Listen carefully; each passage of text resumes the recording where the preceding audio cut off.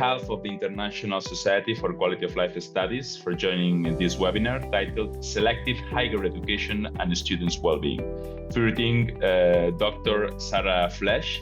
I and my colleague Anthony Lepentier, a fellow VP for Programs in Heaven, will serve as discussants for this webinar. And now I introduce our presenter. It is a pleasure to introduce Sarah Fleche. It's CNRS Research Fellow at the Centre d'Économie de la Sorbonne at the University of Paris Panthéon-Sorbonne, where she also serves as a deputy head and leads the Behavioral Science Program. In 2022, she was awarded the Best Young Scholar Prize by our society, by the International Society for Quality of Life Studies, and her research lies at the intersection of applied microeconomics, labor markets, education, behavioral economics, and evolving determinants of well-being across the life course. She has produced work on topics such as the long-term well-being effects of primary school teachers, the labor market benefits of sleep, the impact of gender norms within households, and the enduring role of family and childhood experiences in shaping adult life satisfaction. In 2018, she co-authored The Origins of Happiness with the prestigious editorial of Princeton University Press with Andrew Clark, Richard Lyer, Nick Bonhaf, and George Ward, and which is a landmark book for everyone that is researching happiness. And by the way, I use it a lot in my own research. And finally, just to mention that in addition to her CNRS role, she's an associate researcher at the Centre of Economic Performance of the London School of Economics. And also she serves as a scientific advisor for the Wellbeing Observatory at the Paris School of Economics in the CEP remap of Professor Claudia Senig. So, Sarah, thank you very much. And please welcome. The floor is yours. Thank you very much, Roger. Thank you very much for the invitation and for the nice introduction. So the work I will present today is about selective higher education and students' well-being. This is a joint work with Valentin Tissot, who did a PhD with me at the Aix-Marseille School of Economics and is now a postdoc at Bordeaux School of Economics.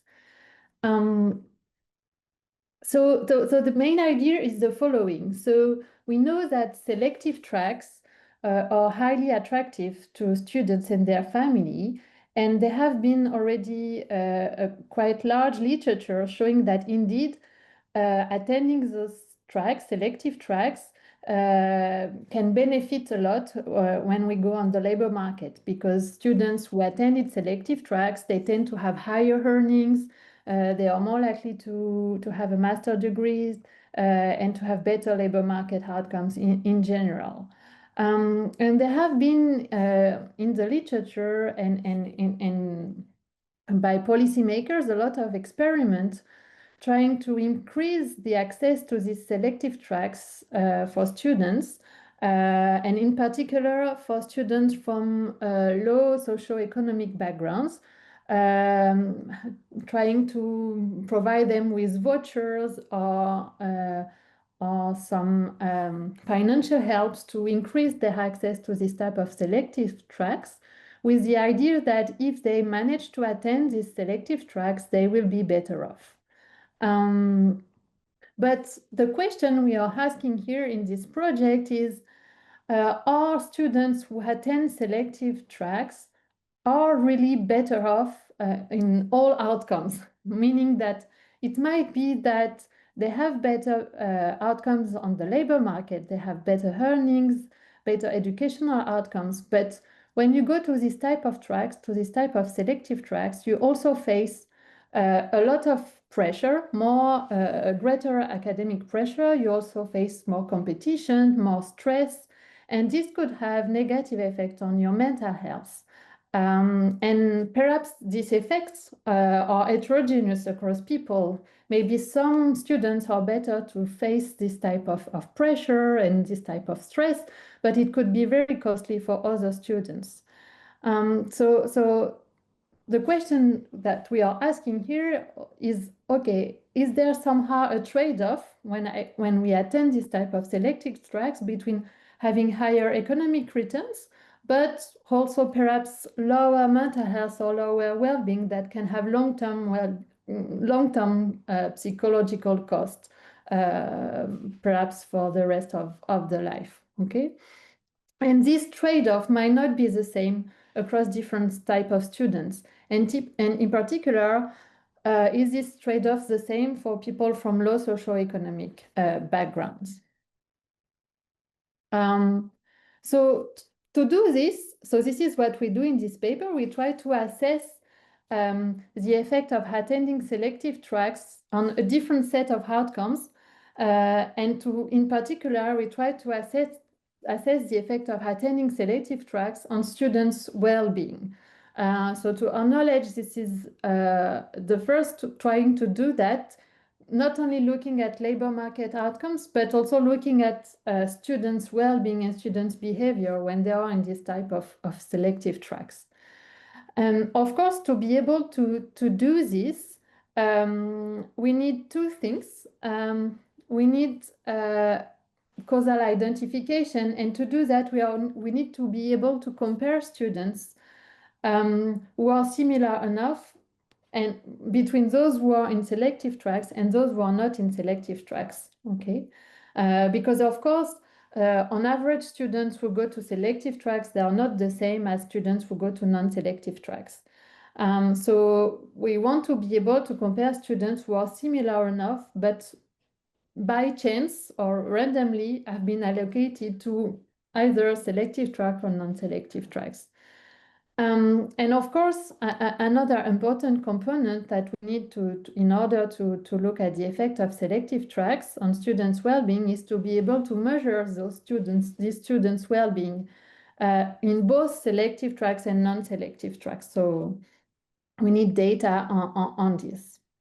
So in order to do that, we're going to take advantage of a nice setting in France, where basically admission to higher education in France is centralized. So all students at the end of high schools apply on the same platform, the platform which is called the APB platform. It was the APB platform until very recently. Now it has changed. It is another platform, but we're going to use data on this APB platform. And basically, this is a centralized platform where everyone applies, and you can apply either in selective tracks or non-selective tracks through this platform, okay? So we're going to have data where we're going to be able to observe all the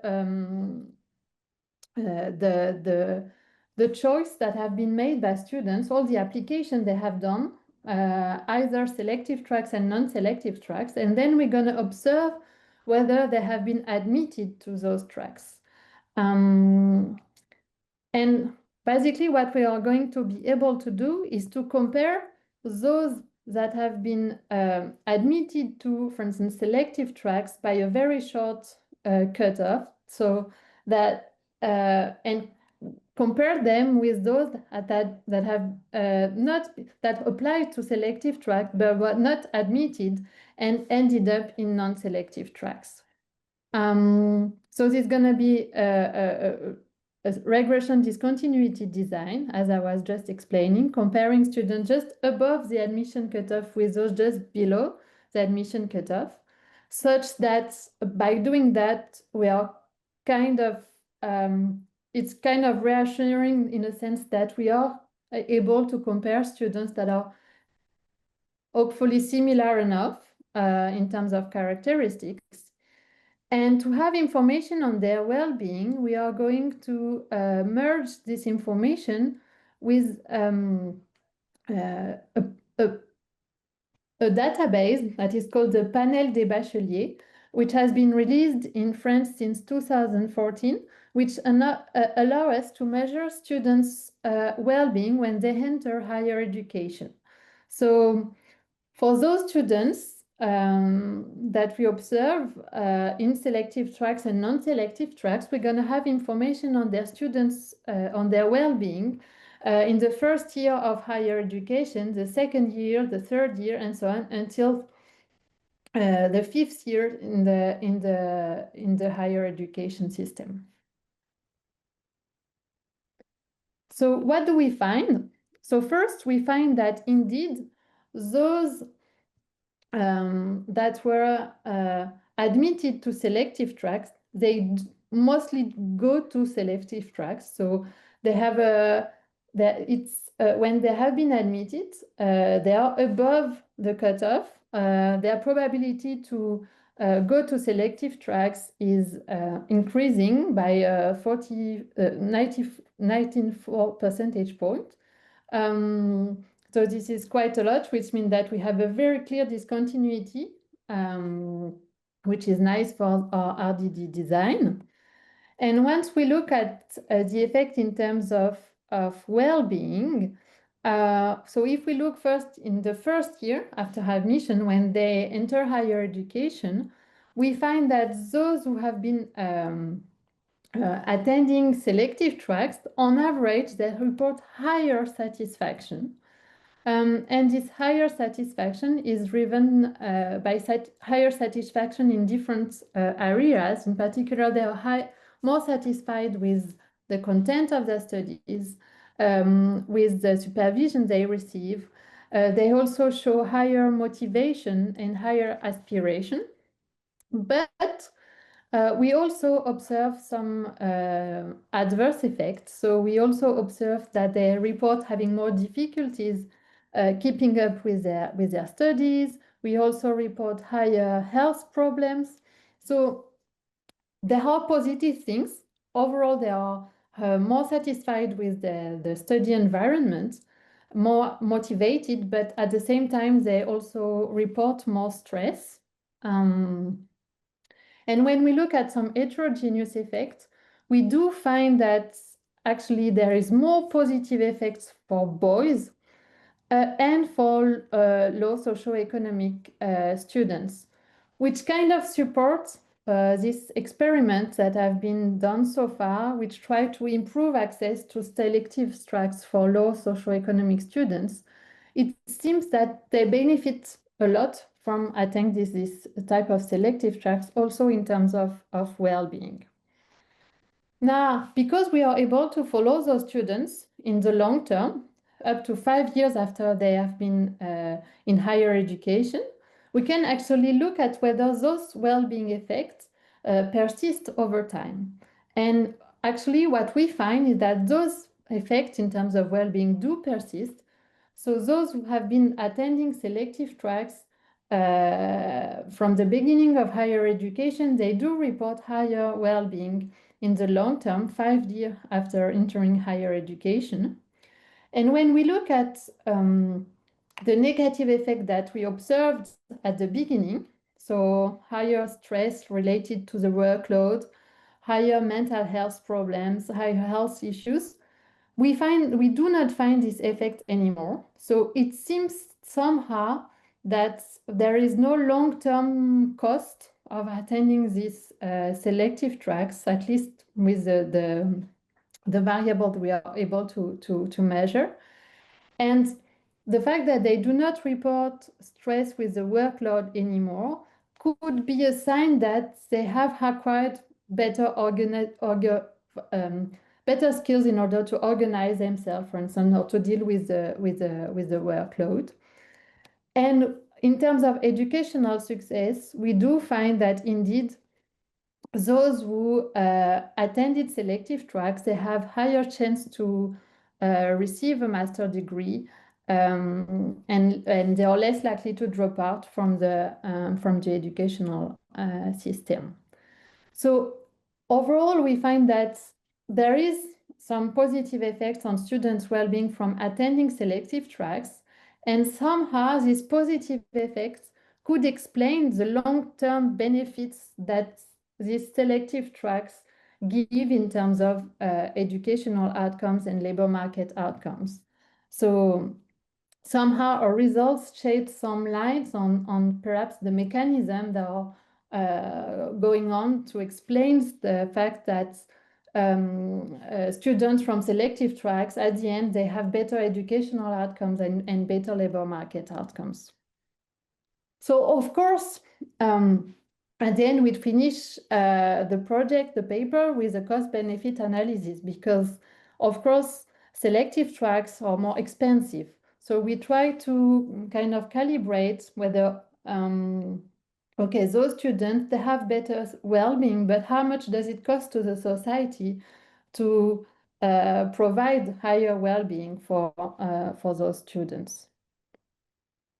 So in terms of contribution, as I was saying, there have been already a lot of literature looking at the relationship between attending selective tracks and labor market outcomes, but that there have been much less of looking at the impact of attending selective tracks on students' well-being and students' behaviors. So this is where we try to contribute.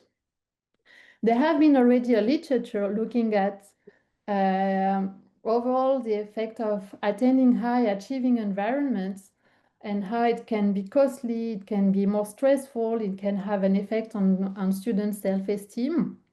But usually this literature focus on settings before higher education, looking at primary schools or secondary schools, but there have been not much about higher education.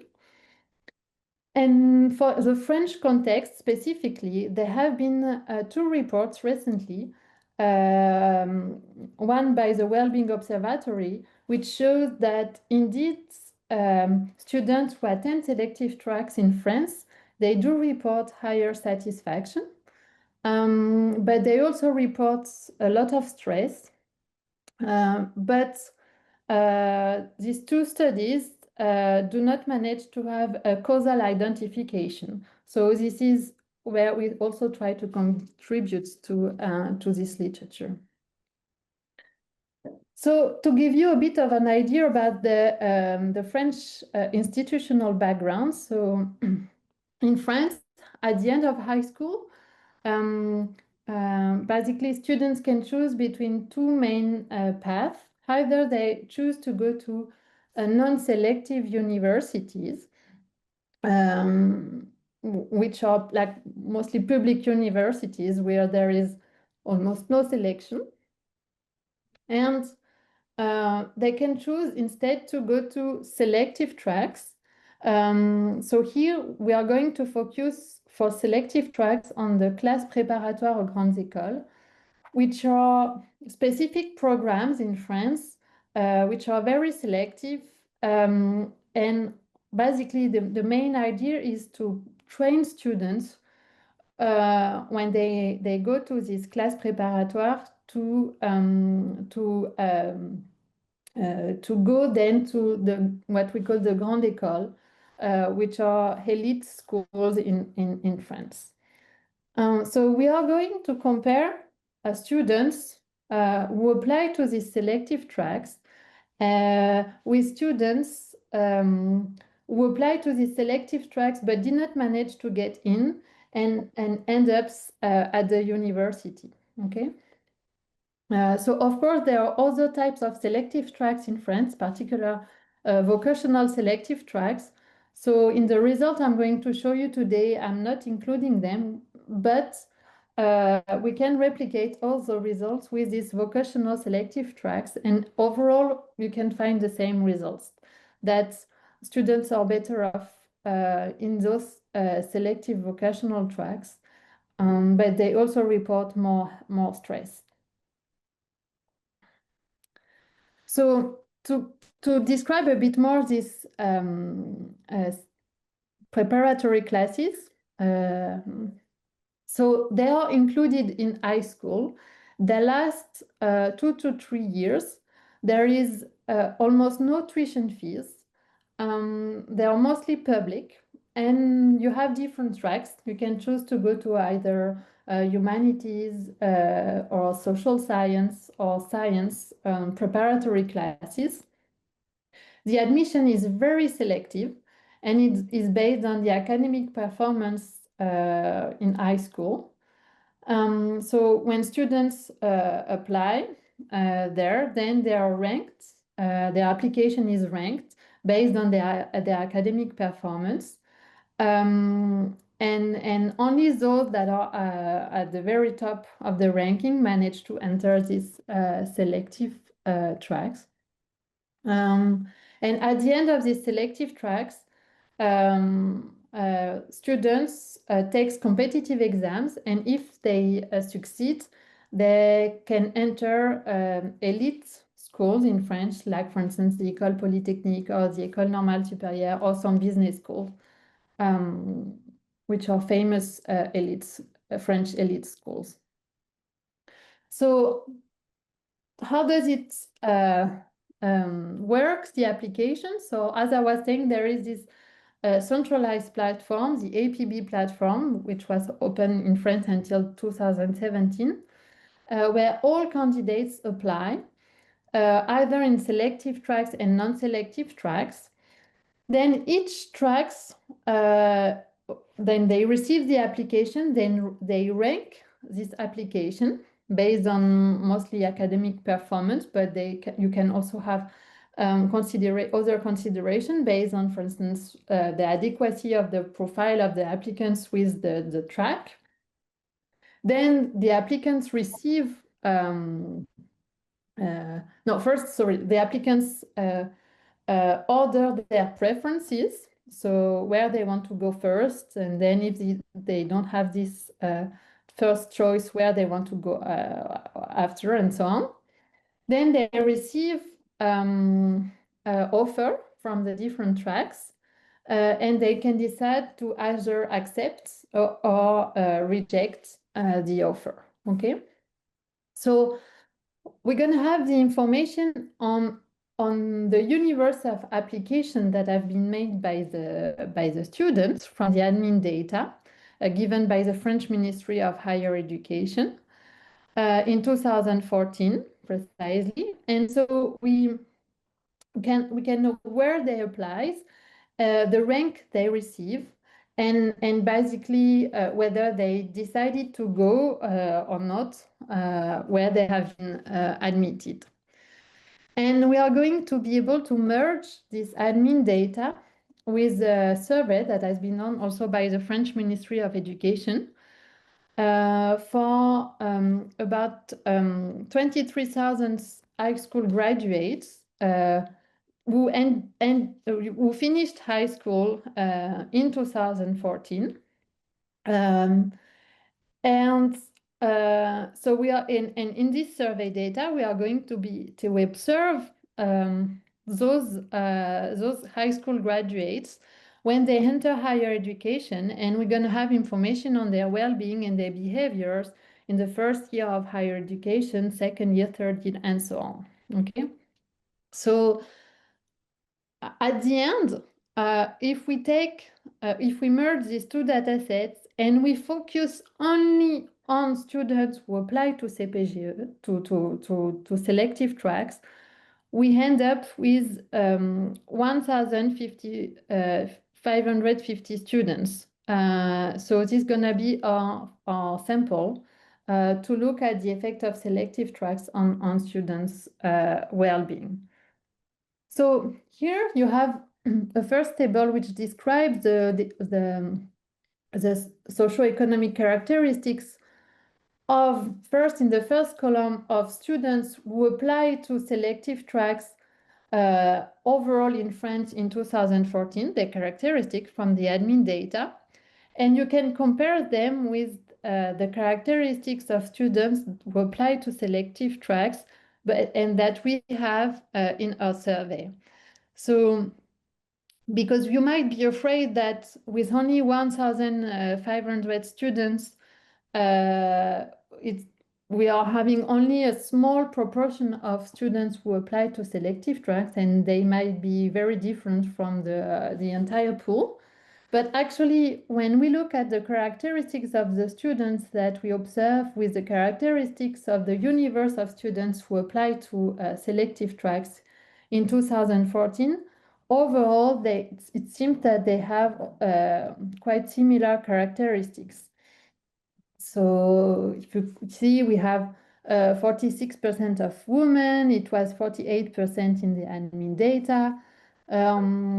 So they are a bit less likely to so what is CRUS scale? It's something about a socioeconomic indicator.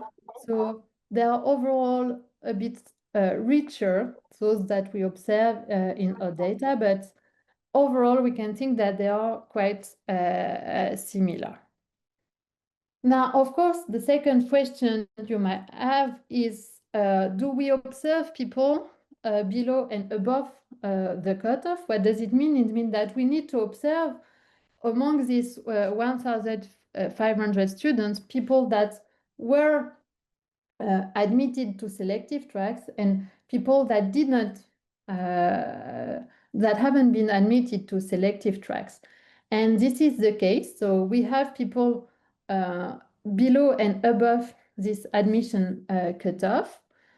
And we can compare their characteristics also in terms of age, gender, where do they come from, and so on. So if you look at these characteristics here, there seems to have some significant differences, but then I'm going to show you the standard balance check, and you're gonna and it's gonna be reassuring. You're gonna see that actually they are not the balance checks show you that they are similar enough to have a regression discontinuity design. So how we are going to measure students' well-being? So we have several questions in the survey. First, about overall satisfaction with their studies. So first, satisfaction with the content of their studies, where they can answer from 1 to 4. Satisfaction with supervision and follow-up, with assessment. We are going to try to measure motivation with 2 indicators. First, whether they tend to be absent from classes, and also whether they tend to have difficulties in finding interest in the subjects. We also have questions about the workload, whether they have difficulties in keeping up with studies, difficulties in organizing work, and question about their educational aspiration. So using all these different components, we are going to compute an average measure, which gives us an overall measure of students' well-being. But we're also going to look at these different measures separately to see a bit more what is going on between these well-being effects. And we also have information on what is called personal difficulties. So students have to say whether they encounter difficulties with housing, transport, financial issues, health issues, and family issues. And so we are going also to use this information to go a bit further in terms of not only looking at their satisfaction with their studies, but also whether there are other things going on in terms of students' well-being. So, as I was saying, the empirical strategy will be quite straightforward and standard. So we're going to apply a regression discontinuity design in 2 steps. So first, so you have this ranking of the students. We know the rank of the last students that have been admitted, and so basically, if a student is above this admission cutoff, we're gonna look at whether at the end he chooses to enroll the selective track he has been admitted or not. It's gonna be a first stage. And the second stage will be looking at the effect on the well-being of these students if he has been admitted and he enrolls the selective tracks. Okay. So we are going to compare against students at the cutoff, so just above the cutoff and just below the cutoff, just below the admission cutoff. So the regression is quite straightforward. So this is a standard regression discontinuity equation. So where we are going to regress different outcomes of students on a dummy, whether the students I rank above the admission cutoff. So the admission cutoff, to be clear, is going to be track specific. Okay, so for each track, so when I say a track, it's going to be a track in, for instance, humanities in a specific establishment in a specific cities. Okay. So for each of those tracks, we're going to have a specific ranking, and so we're going to have a specific cutoff. The cutoff again being the rank of the last admitted student in these tracks, and we're going to know if student I who applied to this track has a rank that was above or below this admission cutoff. So we have a dummy whether he is above this cutoff. And then we have two linear functions of whether for this distance to this cutoff, below and above this cutoff. Then we have, we control for a bunch of characteristics of age, gender, socioeconomic background, scholarship status, and the field of study in high school. So as I was telling you before, we can first do some balance checks to make sure that in terms of socioeconomic characteristics, the students that we are going to compare, that meaning those just above and below the cutoff, are similar enough. And when we do that, so what we do basically is that we implement our identification strategy, but instead of having the well-being outcome that we are going to use, we just put the socioeconomic characteristics, and we see that indeed there is no discontinuity in terms of socioeconomic characteristics for our students. So this is good. And then we can look at the first stage, meaning that do we observe a discontinuity in terms of selective tracks enrollment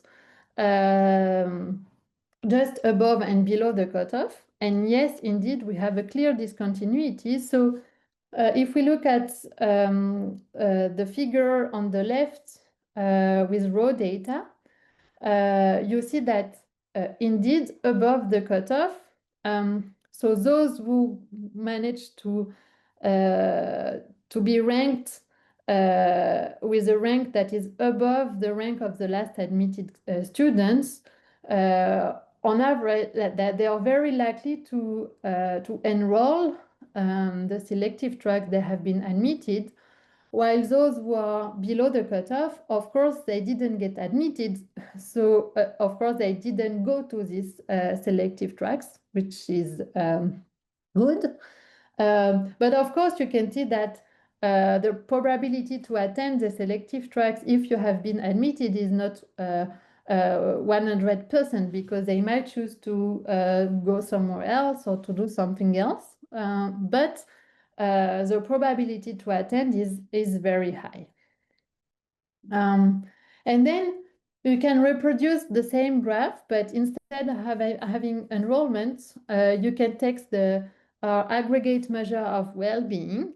And overall, what you can see is that the well-being, the average well-being of the students who were above the admission cutoff and were very likely to attend these selective tracks is on average higher than the well-being of the students who didn't go to these selective tracks.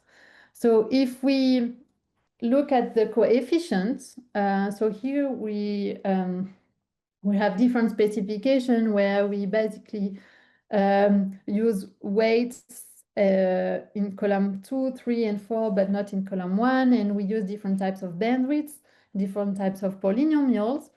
But overall, if we take, for instance, column 2 and the two-stage least square results, we find that students who attend selective tracks, they are happier by 0.38 standard deviation compared to students who did not attend selective tracks. So we have these results that overall students in selective tracks tend to be happier, tend to report higher satisfaction. So we try to do several robustness checks, so different cutoffs, different bandwidths, including vocational selective tracks using other measures of students' well-being. But overall, we find that its result is robust and consistent across the different specifications that we use. So, of course, then we want to know, okay, what are the different channels that explain this effects? And perhaps there could be some psychological mechanisms that explain this that are not related to the environment they are in. So basically, the idea is it really due to the fact that selective tracks provide better environment? Or is it just that those students who attend selective track, they are happier because in the end they manage to enter the tracks they mostly wanted, the one that they desired the most? Or perhaps those who ended up at the university in non-selective tracks but did apply to selective tracks, so those above the cutoff, they are less satisfied, but just because they are disappointed because they didn't make it. So perhaps our results are driven by this. So this is what we are going to look and see if we can disentangle this different mechanism. So first, what we can do is that we can decompose the effect, the average effect that we had in terms of well-being, using the different components of the well-being measure. So looked at what is driving this well-being effect. So we see that there is positive effect in terms of content of studies.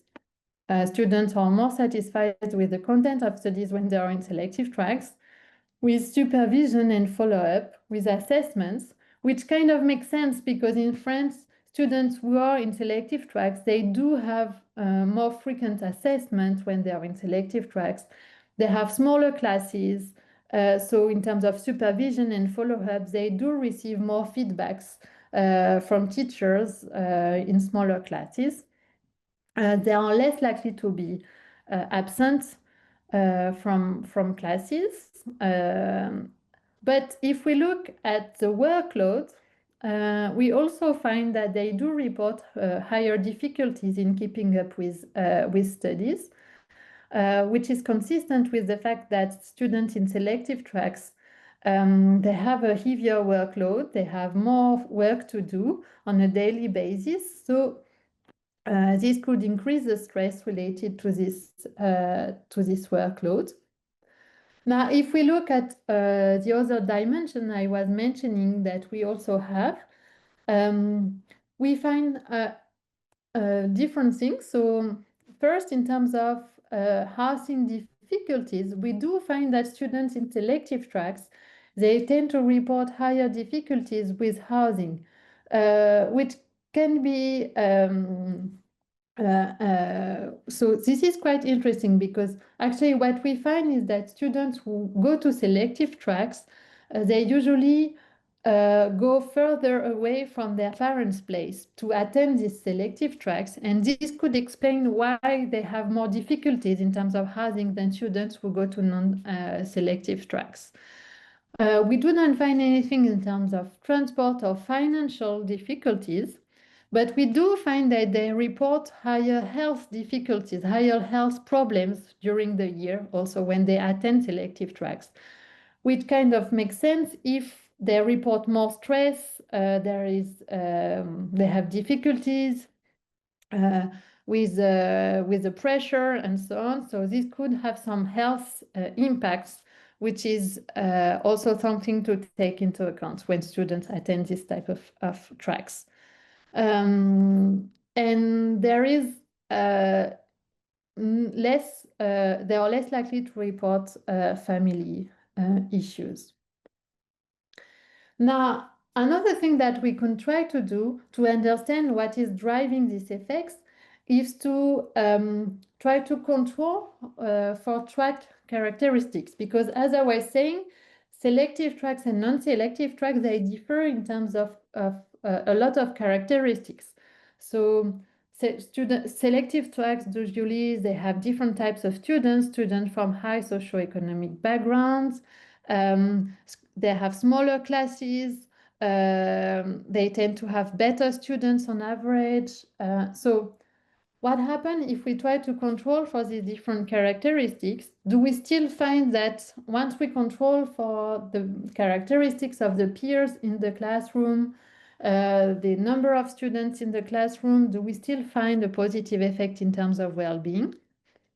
So when you do that, so when you take a regression of attending selective tracks on students' well-being and you control for the different characteristics, you find that the coefficient decrease a bit. So we managed to explain a bit of the positive effects when we control for these peer characteristics, but there are still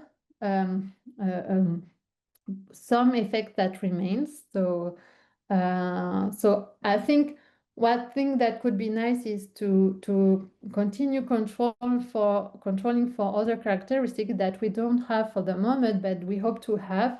So for instance, the teacher characteristics that might be different between these different tracks, or other track characteristics.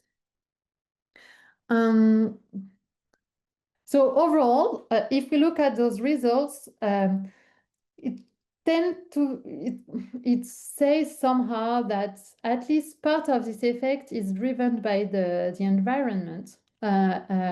Students in selective tracks are somehow in a better environment, and this can explain the well-being effect that we are measuring.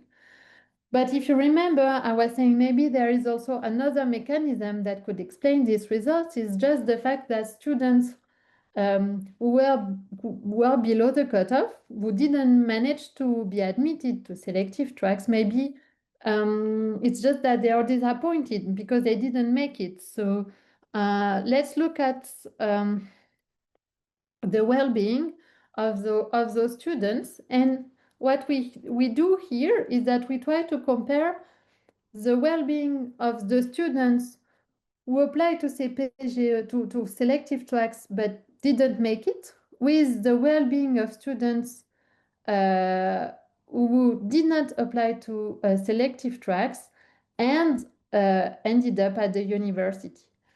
If, for instance, the student who didn't make it have a lower well-being than the students who did not apply and ended up at the university, then we might think that there is a bit of disappointment. But when we look at the data, this is not what we find. We find that if you take the first coefficients and we look at the well-being of students that are at the university and didn't apply to selective tracks, this is almost the same as the well-being of the students just next to this that are at the university and applied to selective tracks.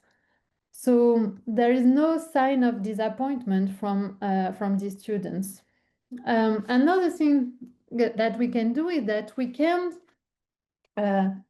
control for, so we have information on whether they are in the track they wanted. So they have a question about, are you in the track you wanted? And students can say yes or not. And we also know, because we have all the application they did, the rank of the application of the program of the tracks they are in at the end. So we can control for that and see if somehow it's explained our coefficients. And again, it doesn't seem to be the case.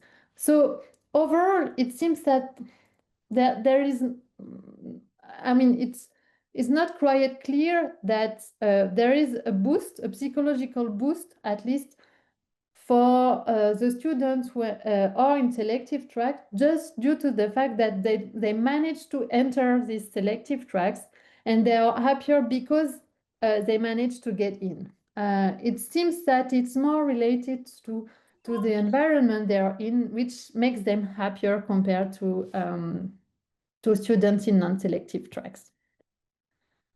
Now, as I was saying, we also look at heterogeneous effects. And what is interesting, if you compare in column 1 and 2, the coefficient for girls and boys, it seems that the effect is mostly driven by boys, who seems to be much happier when they attend selective tracks compared to non-selective tracks. And the effect is much less for girls. And when we compare the coefficients for low socioeconomic students with high economic students, it seems that the effect is bigger for low socioeconomic students.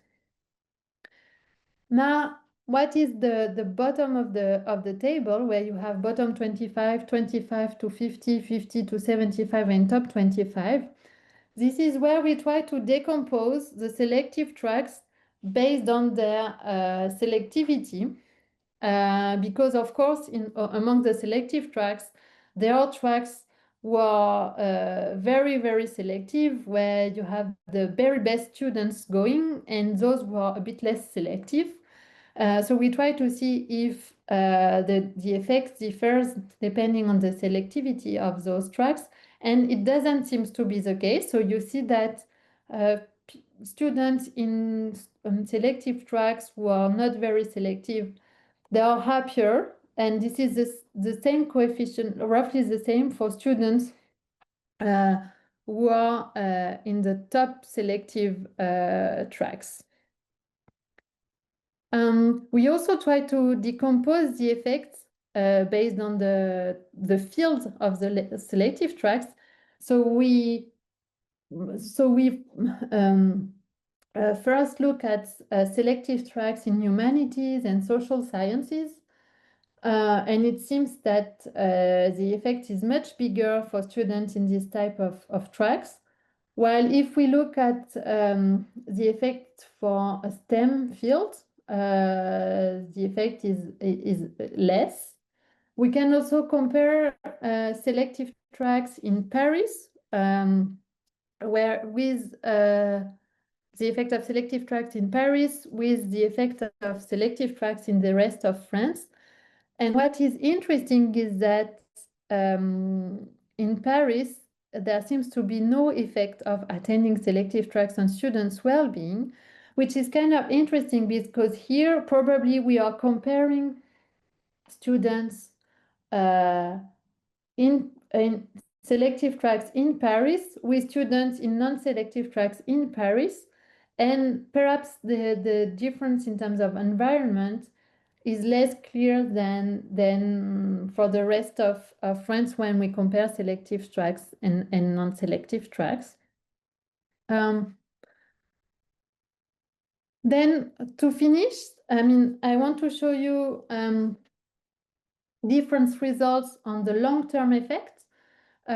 What happens if we look at the well-being of the students, not only in the first year, but also the second year and the fifth year?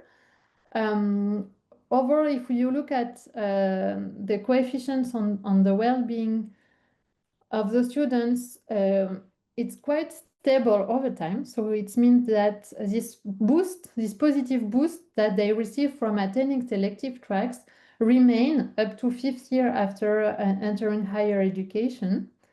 And what is also interesting is that when we look at the health, if you remember, that means effects on the health doesn't seem to last if we look at the second year and the fifth year.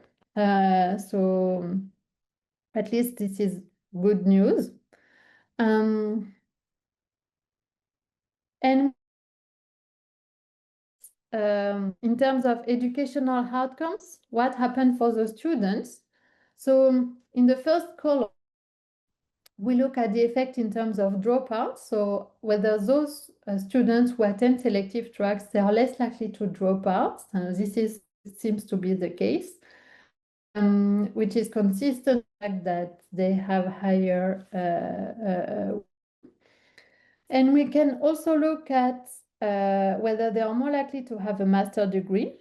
So this seems to be the case. So this is consistent with the literature showing that students in selective tracks, they have at the end better outcomes, better educational outcomes and better labor market outcomes. So we do find here these results. And we can try to see if somehow these results, this positive effect in terms of education, is somehow driven by the well-being boost they have when they attend selective tracks.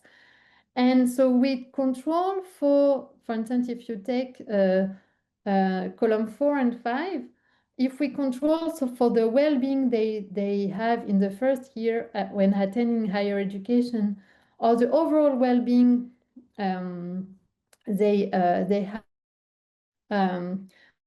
during the entire school process, the entire higher education period, we actually explain a lot of the effect of being in selective tracks improves your probability to have a master's degree. So it seems somehow that those students who attend selective tracks, they are happier, they are more motivated, and this somehow explains the fact that at the end they are more likely to succeed. So to conclude, what we see here is that indeed students in selective tracks, they tend to have satisfaction. Of course, you can imagine that the effect that we have here is kind of underestimated because we are really at the cutoff. So we are really comparing students who barely make it. So probably when they go to university, they end up being the best students at the university. And so we are really comparing students who are quite close in terms of academic performance, and perhaps so the boost in terms of satisfaction that we are measuring is kind of underestimated. We do not find evidence that all this positive effect is driven by kind of psychological boost because students are happy they manage to enter selective tracks. It seems somehow to be related to the environment they are in, and it has some lasting effect on their educational performance. Boys and students from low socioeconomic background tend to benefit the most. And I would like to finish on this figure because I think we need to, when we think about this, the cost, and in France, so there are some figures about the cost per student when they attend selective tracks and non-selective tracks, and those costs are very different.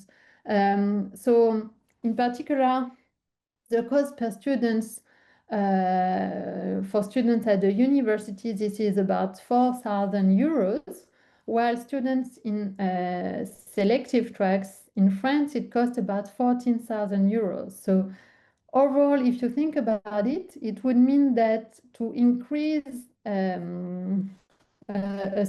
student's well-being by 0.38 standard deviation, you would need to spend 10,000 euros for these students.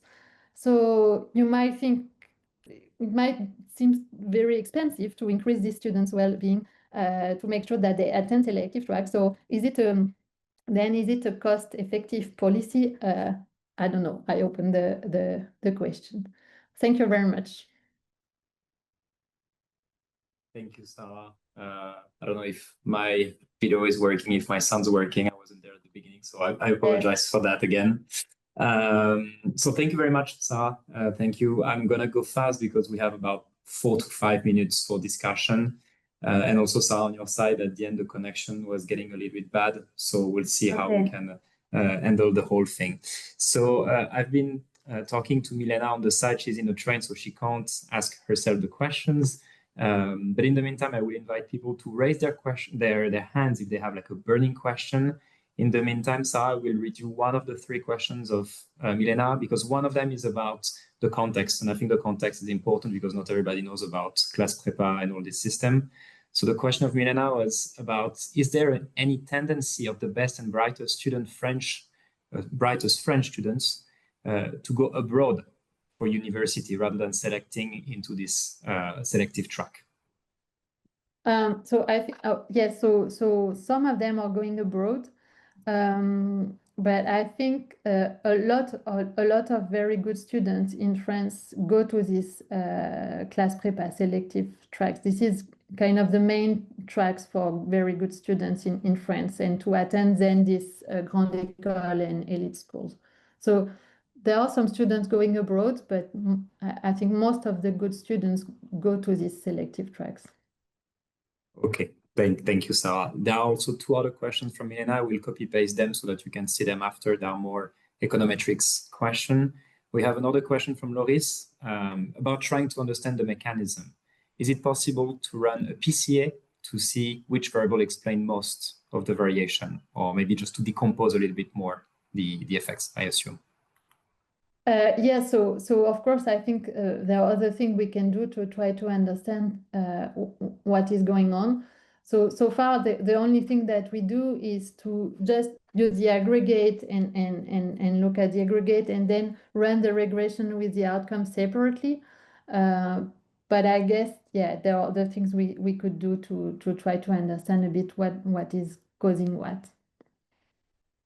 Perfect. I'm not seeing someone raising their hands. Roger, stop me if I'm saying something stupid, but I don't see anybody. So I'm gonna go myself for a question. Actually, I have more like 2 observations. First of all, I mean, of course, the paper is great. The identification is super neat, but that's not surprising. I know that's the kind of identification you're looking for. Just one thing I'm thinking about, the first one is, you know, when you talk about the result up to 5 years, and for instance, the mental problems disappear over time. I'm just thinking, maybe you mentioned it, and I apologize if I missed it. Is there some sort of survivor bias? The idea being like the ones that actually suffered the most exited the sample, and so those that are left are the ones who are enjoying it the most. You see what I mean? Yes. So of course, this is something we don't deal with right now. But you're right. I mean, there is attrition, and it could be that this attrition is not random. So I think there are different ways to deal with that, to put some weights, and so this is something we need to do. Yes, I agree. But I have to say that I was looking at attrition based on whether people in selective track are more likely to attrit or not from the sample. And it's actually not quite straightforward, because actually you find that at least in the first years of the survey, these are actually people in selective tracks that are more likely to attrit, because it somehow they don't have time to answer this survey anymore because they have a lot of work. So it's not quite clear who is leaving the survey at the end. Yeah, no, I was thinking also maybe another thing you can do is the sort of thought experiment. You know, like if we were to attribute a drop in mental health to those who attrit, by how much this drop in mental health would need to be to cancel out the effect. Yeah. You know, something in this flavor, and you show that the number is completely crazy. You know, on a scale of 0 to 10, you need a drop of 20 points, and then that's one way to address it. I think we are unfortunately already running out of time. So Sarah, I'm going to say thank you again. This is also recorded. You can also text Sarah, you can send her messages, you can send her emails, you can just reach out to her, and I'm sure she will respond to all your emails and feedback. And Roger, the floor is yours for the conclusion. Yes, I would just like to say that thank you everyone for participating in Sarah's webinar. Please be sure to participate in all the ISQOLS webinar sessions and to follow us also in all the other social media platforms, including Instagram, that, as I said, is our new channel. So we will be posting this recording and all the other session recordings in our ISQOLS platform soon. Thank you, Sarah. It was great to have you here. And to our participants, and see you in the next ISQOLS regional conference in Buenos Aires, or the next winter virtual conference, or our annual conference in Kentucky. So thank you, adios, hasta pronto, and arrivederci.